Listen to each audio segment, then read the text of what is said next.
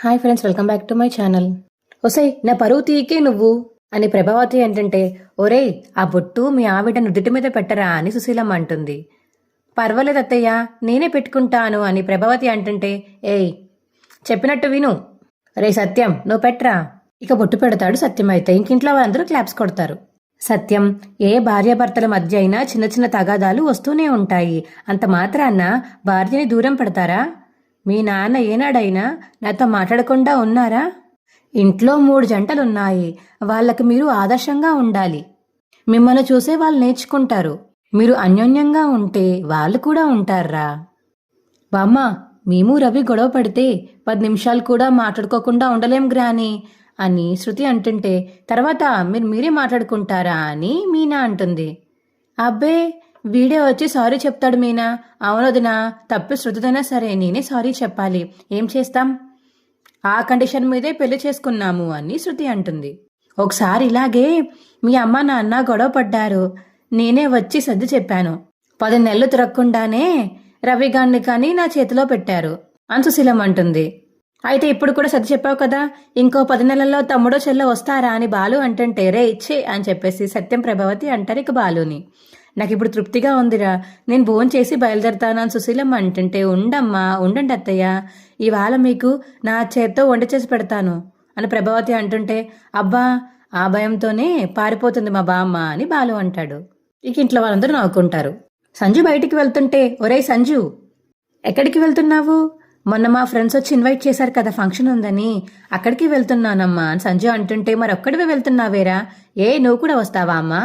నేను కాదరా, వాళ్ళొచ్చి నిన్ను నీ భార్యని ఇద్దరినీ కలిసి రమ్మని ఆహ్వానించారు కదా, ఇలా ఒక్కడివే ఏదో బ్యాచిలర్ పార్టీకి వెళ్తున్నట్టు వెళ్తున్నావేంటి? మమ్మీ, దానికి ఇంట్లో చోటు ఇవ్వడమే చాలా ఎక్కువ. మళ్ళీ నా పక్కన చోటిచ్చి నాతో పాటు పార్టీలకి ఫంక్షన్లకి తిప్పుతూ ఉంటే నా స్టేటస్ ఏమైపోవాలి? అవసరమేం లేదు. ఇంట్లో ఏమైనా పనులుంటే దాంతో చేయించుకో, నేను వెళ్ళొస్తాను అని వెళ్ళిపోతుంటే, రే ఆగరా, నువ్వు తనను మళ్ళీ పని మనిషిలా చూస్తున్నావురా. ఎంత కాదనుకున్నా తను నీతో తాళి కట్టించుకున్న నీ భార్య. ఇప్పటికే వాళ్ళ ఇంట్లో వాళ్ళ మీద కోపంతో నువ్వు తనని ఎక్కడికి పంపించడం లేదు. కనీసం నువ్వెళ్ళేటప్పుడైనా నీతో పాటు తీసుకెళ్లొచ్చు కదరా. నీకు నచ్చినా నచ్చకపోయినా మొన్న వాళ్ళు వచ్చినప్పుడు ఖచ్చితంగా మౌనికాని సంజుతో పాటు పంపించండి అని నాతో మరీ చెప్పారా. ఇప్పుడు నువ్వు తీసుకెళ్ళకపోతే మీ ఇద్దరి మధ్య ఏదో ఉందని వాళ్ళు అనుకునే ప్రమాదం ఉంది కదా. అర్థమవుతుందా నీకు? ఇందులో అర్థం చేసుకోవడానికి ఏముంది? వచ్చి తాగడాలమని చెప్పు అని సంజు అంటాడు. నువ్వు వెళ్ళమ్మా మౌనిక అనిక సంజు వాళ్ళమ్మ చెప్పడంతో వెళ్తుంటే, హలో సంజు మౌనికాని పిలుస్తాడు. వాళ్ళ ఇంటికి వెళ్ళినట్టు పాత చీరలు కాదు, నా స్టేటస్కి తగ్గట్టు కాస్ట్ చీర కట్టుకుని రావాలి. అక్కడికి అందరూ కోటీశ్వర్లే వస్తారు. వాళ్ళతో తిను నా భార్య అని ప్రత్యేకంగా చెప్పుకునే అవసరం నాకు రాకూడదు. త్వరగా రమ్మని చెప్పమ్మా అని ఇక వాళ్ళమ్మకి చెప్పేసి బయటికి వెళ్ళిపోతాడు సంజు. నువ్వు వెళ్ళమ్మా, రెడీ అయ్యిరా అని సంజు వాళ్ళమ్మ చెప్పడంతో ఇక లోపలికి వెళ్తుంది మౌనిక. ఇక రెడీ అయి వస్తుంది. వెళ్ళొస్తాను అత్తయ్య. సరే జాగ్రత్త అమ్మా. ఇక ఫంక్షన్కి వెళ్ళి కార్ పార్క్ చేస్తాడు సంజు. ఇదే ఏడుపుగొట్టు మొహాన్ని కంటిన్యూ చెయ్యకు నువ్వు. నీ మిడిల్ క్లాస్ అగ్గిపెట్టే హాల్లో జరిగే ఫంక్షన్ కాదు ఇది, లోపల జరిగేది. రిచ్గా ఎలా కనిపించాలో తెలుస్తేనే కదా నీ ముఖానికి. కాస్ట్లీ చీర కట్టుకోమంటే మా అమ్మ పని మనుషులకు పెట్టే చీర లాంటిది కట్టుకువచ్చావు. నీలాంటి దాన్ని ఇలాంటి ఫంక్షన్కి ఖచ్చితంగా తీసుకురాకూడదని అనుకుంటాను. అని చెప్పి సంజు వెళ్తుంటే ఇంకేడుస్తుంది మౌనిక. వచ్చి చావు, ఏడ్చినా పరువు తీయకు అని సంజు అంటాడు. ఇక వాళ్ళ ఫ్రెండ్స్ పిలవడంతో సంజు అయితే వెళ్తాడు వాళ్ళ ఫ్రెండ్స్ దగ్గరికి. మౌనిక ఇక కార్ దగ్గర నుంచి ఏడుస్తూ ఉంటుంది. ఇక బాలు కూడా అప్పుడే వచ్చి ఎవరో కస్టమర్స్ని ఆ ఫంక్షన్ దగ్గర దింపుతాడు. ఇక మౌనికని చూస్తాడు బాలు. మౌనిక వచ్చింది ఇక్కడికి. ఇక మౌనిక అయితే పర్స్ పాడేసుకుని లోపలికి వెళ్ళిపోతుంది సంజు వాళ్ళ దగ్గరికి. అది చూసిన బాలు అయితే లోపలికి రావడంతో ఇక సెక్యూరిటీ గార్డ్ అయితే ఆపేస్తాడు. ఏంటి ఆపుతున్నావు? నువ్వెక్కడికి వెళ్తున్నావు? లోపల మా చెల్లెలుంది, ఇప్పుడే వెళ్ళింది. ఏంటి, నీ చెల్లెలు ఇంత పెద్ద ఫంక్షన్లో ఉందా? ఏమయ్యా వెటకారంగా ఉందా? అలా మాట్లాడుతున్నావేంటి? లోపలికి వెళ్ళి దొంగతనంగా భోజనం చేయడానికే కదా నువ్వు వచ్చావు. వెళ్ళవయ్యా వెళ్ళు, ఆపడానికి ఇక్కడ ఉన్నాను, వెళ్ళవయ్యా వెళ్ళు అని చెప్పే సెక్యూరిటీ గార్డ్ అంటే ఎలా కనిపిస్తున్నాను నేను నీకు? అసలు నువ్వు మనిషివా లేకపోతే మనోజ్ గాడివా? వాడేవాడు అని సెక్యూరిటీ గార్డ్ అంటాడు. వాడు వీడు అనకు, వాడు మా అన్న, అయినా అదంతా నీకు అనవసరం, నన్ను వెళ్ళనివ్వయ్యా, నిజంగానే తను మా చెల్లెలు అని బాలు అంటాడు. లోపల ఉన్న వాళ్ళంతా చాలా గొప్పింటి వాళ్ళు. నీ చెల్లెలంటే నేను నమ్మేది ఎలా? ఓహో, ఇప్పుడు నేను నిన్ను నమ్మించాలి అంతే కదా. ఇదిగో నా చెల్లెలు అని చెప్పేసి బాలు అయితే ఇక ఫోన్ తీసి ఫోటో చూపిస్తాడు సెక్యూరిటీ గార్డ్కి. అవును నిజమే కదా, మరి అదే కదా నేను కూడా చెప్పేది. మరి వెళ్ళమంటున్నాను కదా, థ్యాంక్స్ కదా అని ఇక లోపలికి వెళ్తాడు బాలు. రేయ్ మన ఫ్రెండ్స్ని కలుద్దాం పదండ్రా అని చెప్పేసి ఇక సంజు తన ఫ్రెండ్స్తో వెళ్ళిపోతాడు. మౌనిక మాత్రం అక్కడి నుంచి ఉండిపోతుంది అలా. బాలు అయితే ఇక పర్స్ తీసుకుని మౌనిక మౌనిక అని మౌనిక దగ్గరికి వెళ్తాడు. ఇక బాలునైతే చూస్తాడు సంజు. బాలు ఏమో మౌనిక ఎక్కడుందని వెతుక్కుంటూ ఉంటాడు. ఇదేంటి వీడు ఇక్కడున్నాడేంటి, మమ్మల్ని ఫాలో అవుతూ వచ్చాడా అని మనసులో అనుకుంటాడు సంజు. ఇక బాలుకి మౌనిక కనిపించడంతో అమ్మ మౌనిక అని మౌనిక దగ్గరికి వెళ్ళడంతో మౌనిక అయితే షాకింగ్ ఫేస్ వేసుకొని చూస్తుంది బాలుని. ఇది నా ముందు నిజంగానే వాడిని కొట్టినట్టు యాడ్ చేసిందా, లేకపోతే వీళ్ళు పుట్టింటి వాళ్ళని ఫోన్ చేసి కవర్ చేసిందా, కావాలని దూరం పెడుతుందా, అది తెలుసుకోవాలంటే నేను వీళ్ళిద్దరిని అబ్జర్వ్ చేయాలి అని దూరం నుంచి చూస్తాడు. ఇక సంజు అమ్మా నీ పర్స్ అమ్మా అక్కడ పాడేసుకున్నావు అని ఇక బాలు మౌనికకి తెచ్చిస్తాడు. ఇంకా పర్స్ లాగేసుకుని అక్కడి నుంచి వెళ్ళిపోతుంది మౌనిక. అమ్మ మౌనిక మౌనిక ఎక్కడికమ్మా వెళ్ళిపోతున్నావు, ఏంటి నన్ను చూసి కూడా చూడనట్టు వెళ్ళిపోతున్నావు? ఓహో గుళ్ళో మీ ఆయన నేను కొట్టానని కోపం వచ్చిందా? సారీ అమ్మా, నీ మీద చేయి చేసుకోకపోతే నాకు కోపం వచ్చింది. అది కాదా, మరి నువ్వు నా మీద చేయి చేసుకున్నందుకు ఫీల్ అవుతున్నావు అంతే కదా అని చెప్పేసి ఇద్దరు మాట్లాడుకుంటే అక్కడి నుంచి సంజు చూసి నువ్వు మాట్లాడవే, నువ్వు మాట్లాడడం నేను చూడాలి, ఇవాళ నీకుంటుంది అని ఇంకా మనసులో అనుకుంటాడు సంజు ఇద్దరిని చూసి. ఇక మౌనిక ఏం మాట్లాడకుండా వెళ్ళిపోతుంటే అమ్మ మౌనిక నేను అసలు ఏం ఫీల్ అవ్వట్లేదమ్మా, ఆ రోజు అందరూ నాదే తప్పన్నారు, నిన్ను బాధపట్టే పని నేను ఎందుకు చేస్తానమ్మా, నువ్వు బాగుంటే నీ కాపురం బాగుంటే నాకు అంతకంటే ఏం కావాలమ్మా. ఇక మౌనిక అయితే సంజుని చూస్తుంది, అక్కడ దాకుని చూస్తున్నట్టు మౌనికకు తెలుస్తుంది.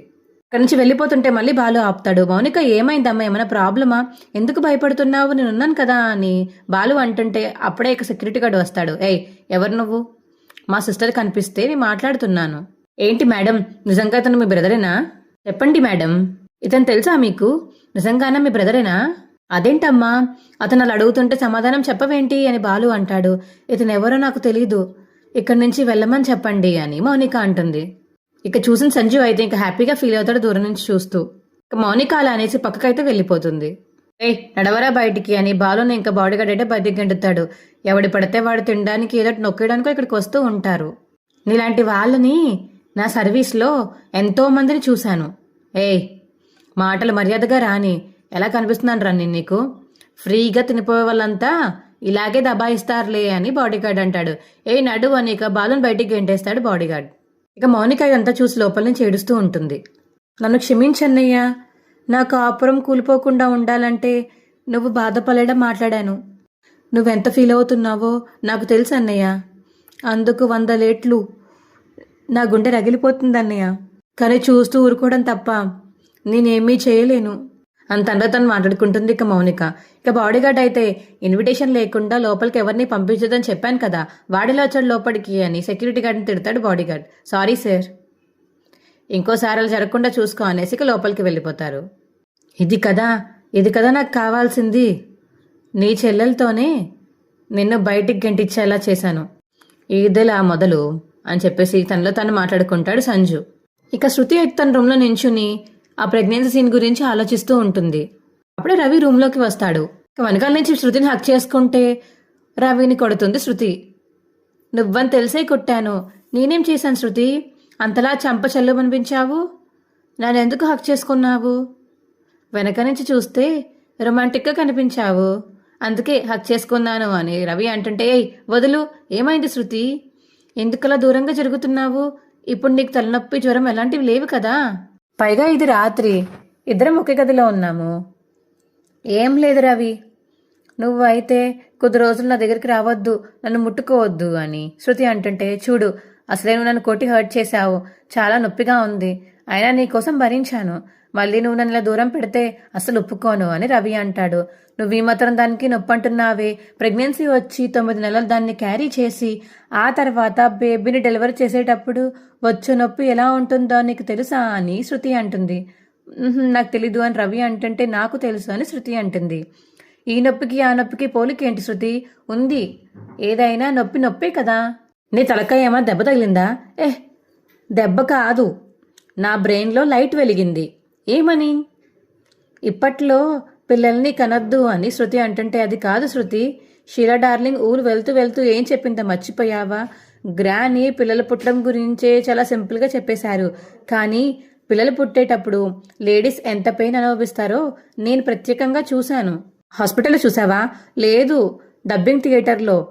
నేను నిన్న ఒక సీరియల్కి డబ్బింగ్ చెప్పాను.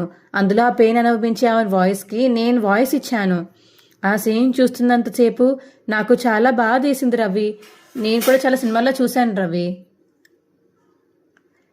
కానీ నువ్వు చూసుంటావు, నీకు అంతవరకే తెలుసు. కానీ నేను రేపు అనుభవించాలి. ఆ బాధ ఎవరికి తెలుస్తుంది? నా బాధ ఎవరికి తెలుస్తుంది? నువ్వు అన్నది నిజమే శృతి, నీ మగాడిని కాబట్టి ఆ పెయిన్ అనుభవించలేను. అదే కదా మీ ధైర్యం. అందుకే మీ మగాళ్ళు పిల్లల్ని కనేద్దాం అని సింపుల్గా చెప్పేస్తూ ఉంటారు. కనాల్సింది మేము కాబట్టి మేము ఒక నిర్ణయానికి వచ్చాను. ఏంటది? నేను ఇప్పట్లో పిల్లల్ని కనాలనుకోవట్లేదు అని శృతి అంటుంది. నువ్వు పెళ్ళైన కొత్తలో చెప్పావు కదా 2 ఏళ్ళు ఆగుదామని. అలాగే ఆగుదాంలే అని శృతి అంటుంటే, ఇప్పుడు చెప్తున్నాను 2 ఏళ్ళు కాదు, నేను ఇంకెప్పటికీ కనను అని శృతి అంటుంది. ఎందుకు శృతి? ఆ బాధను నేను భరించలేను రవి. అది కాదు శృతి, పిల్లల్ని కనడం అనేది వేరే కామన్ థింగ్. పెళ్ళైన లేడీస్ అందరూ తల్లి కావాలనే కోరుకుంటారు తెలుసా. నేను కూడా మనకి పిల్లలు వద్దని చెప్పట్లేదు, నేను కనను అని చెప్తున్నాను. ఓహో, అయితే నేను ఇప్పుడు ఇంకో పెళ్లి చేసుకుని పిల్లల్ని కనాలని రవి అంటుంటే, తమకు అలాంటి ఉద్దేశాలు కూడా ఉన్నాయా? ఎక్కువ మాట్లాడితే నిన్ను అసలు దగ్గరికి కూడా రానివ్వను అని శృతి అంటుంది. ఏం మాట్లాడుతున్నావు శృతి? మనకు అసలు పిల్లలే వద్దా? దానికి వేరే ఆప్షన్స్ ఉన్నాయి. భార్యాభర్తలు ఒకటవ్వకుండా పిల్లల్ని కన్నా ఆప్షన్స్ ఏంటి? సరగ్గొస్తే లాంటి ఆప్షన్స్ చాలా ఉన్నాయి. అయినా నువ్వెక్కడో ఉన్నావు రవి, ఇప్పుడు ట్రెండింగ్ అంతా అదే కదా టాపిక్ అని శృతి అంటుంది. సరోగసీకి వెళ్దామా? ఏం మాట్లాడుతున్నావు? నీకైనా అర్థమవుతుందా? బాగా అర్థం చేసుకునే వచ్చాను. ఈ మధ్య చాలా మంది సెలబ్రిటీస్ అదే పని చేస్తున్నారు రవి. మొన్న ఈ మధ్య ఒక సెలబ్రిటీ వైఫ్ కూడా ఇదే టాపిక్ మీద మాలాంటి అమ్మాయిల్ని మోటివేట్ కూడా చేసింది తెలుసా. వాళ్ళు చేశారని మనం కూడా చెయ్యాలా శృతి? నాకు ఇంకా వేరే మార్గం కనిపించట్లేదు రవి. అంటే నీకు అమలా మారి అనుభూతి అవసరం లేదా? ఎందుకు లేదు? ఇంకొకరి గర్భంలో పుట్టినా తను మన బేబీ అవుతుంది కదా. ఏంటో శృతి, ఇది వర్కౌట్ అవుతుందని నాకు అనిపించట్లేదు. దీనికి మా అమ్మ అసలు ఒప్పుకోదు. మన నిర్ణయాలకి ఒప్పుకోకపోవడానికి ఆవిడెవరు? అసలు ఆవిడ ఒపీనియన్ మనం ఎందుకు తీసుకుంటాము అని శృతి అంటుంటే, పెద్దవాళ్ళతో చెప్పకుండా ఇలాంటి నిర్ణయాలు ఎలా తీసుకుంటావు శృతి? అయినా ఆడవాళ్ళు పిల్లల్ని కనడం అనేది ప్రకృతి ధర్మం. తర్వాత మళ్ళీ ఏదో ఒక రోజు నువ్వే బాధపడతావు. నేనేం బాధపడను, చాలా అంటే చాలా క్లియర్గా ఉన్నాను. అయినా ఆడవాళ్ళు మాత్రమే పిల్లల్ని కనాలే ఏంటి? ఆడవాళ్ళు ఏమైనా పిల్లల్ని కనే విషన్స్ అనుకుంటున్నారా? లేదు శృతి, మా అమ్మ నాన్నే కాదు, మీ ఇంట్లో వాళ్ళు కూడా ఒప్పుకోరు. నీకు చెప్తుంటే అర్థం కావట్లేదా? మన నిర్ణయాన్ని మనమే తీసుకోవాలి. వాళ్ళ ఒపీనియన్తో మనకి పని లేదు రవి. సరే, ఇప్పుడు నాకు దీని గురించి మాట్లాడే ఇంట్రెస్ట్, ఓపిక రెండూ లేవు. మనకేమంటూ 2 ఇంట్లో ఉన్నారు కదా, వాళ్ళు కన్నాక అప్పుడు చూద్దాం. మనకంటే ముందు ఎంతమంది అయినా ఉండని. నువ్వు మాత్రం పిల్లల్ని కావాలని నా దగ్గరికి వస్తే మాత్రం ఖచ్చితంగా నేను నో అనే చెప్తాను అని శృతి అంటుంది. నన్ను అలా చూడడం మానేసి నువ్వు రెస్టారెంట్ ప్లాన్ చేసుకుందాం అనుకుంటున్నావు కదా, ఆ పని చూడు అని ఇంకా రవికి చెప్తుంది శృతి. అప్పుడే ఇక బాలు ఇంటికి వస్తాడు. ఇక ఇంటికి వచ్చి బయటకు కూర్చుని మౌనిక అన్న మాటలన్నీ గుర్తు తెచ్చుకుని బాధపడుతూ ఉంటాడు బాలు. అప్పుడే ఇక మీనా వచ్చి బాలుని చూస్తుంది. ఏమైందండి, ఇంత ఆలస్యమైంది? ఈ మాత్రం ఆలస్యంగా కూడా నేను రాకూడదా? మామూలుగా అడిగానండి, ఇది మీ ఇల్లు, మీరు ఎప్పుడైనా రావచ్చు అని మీనా అంటుంది. ఏమైందండి అలా ఉన్నారు? ఈరోజు మౌనిక కనిపించింది. అవునా అండి, ఎలా ఉంది? బాగుందా? మీతో బాగా మాట్లాడిందా?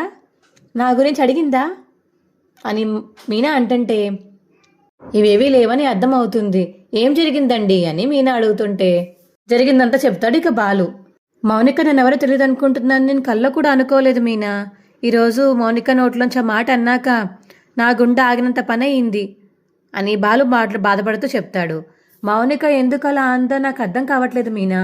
తను నన్ను కొట్టినా తను నా చెల్లే కదా కొట్టింది అని చిన్నప్పుడు నా గుండెల మీద ఆడుకుంది. ఇప్పుడు నా చెంప మీద కొట్టింది అనుకున్నానే కానీ తన మీద నాకు కొంచెం కూడా కోపం రాలేదు అని బాలు బాధపడుతుంటాడు. ఇంక రాబోయే ప్రేమలో అయితే ఏం లేదు నాన్న, నేను కొత్త కారు కొన్నాను కదా, అది మన రాజేష్కి రెంట్కి ఇస్తున్నాను అని బాలు అంటాడు. తీసుకో రాజేష్, నీకంతా మంచి జరుగుతుంది అని ఇక రాజేష్కి తాళం ఇప్పిస్తాడు సత్యం. ఇలాగే 200 కార్లు కొని పెద్ద బిజినెస్ మ్యాన్ అయిపోవాలి నువ్వు అని చెప్పేసి రాజేష్ అంటాడు. బిజినెస్ మ్యాన్ అవ్వాలంటే దానికి ఒక స్టేటస్ ఉండాలి అని చెప్పేసి మనోజ్ అంటుంటే, నా బంగారం ఎత్తుకుపోయి ఎత్తుకుంటే వస్తుందా ఏంటి ఆ స్టేటస్ అని చెప్పేసి మీనా అంటుంటే, ఏంటి సెకండ్ హ్యాండ్లో 2 కార్లు కొన్నంత మాత్రాన నీ మొగుడు బిజినెస్ మ్యాన్ అయిపోతాడా అని ప్రభావతి అంటుంది. ఏమన్నారు మళ్ళీ అనండి అని మీనా గట్టిగా అరుస్తుంది. ఏదో ఒక రోజు మా ఆయన ఖచ్చితంగా అని చెప్పి శబదం చేయబోతుంటే, ఏ మీనా మీనా మీనా ఆపాపాపాపు ప్లీజ్, నువ్వు శబదాలు గట్టి ఇప్పుడు ఏం చేయకు అని చెప్పేసి ఇక బాలు అంటాడు.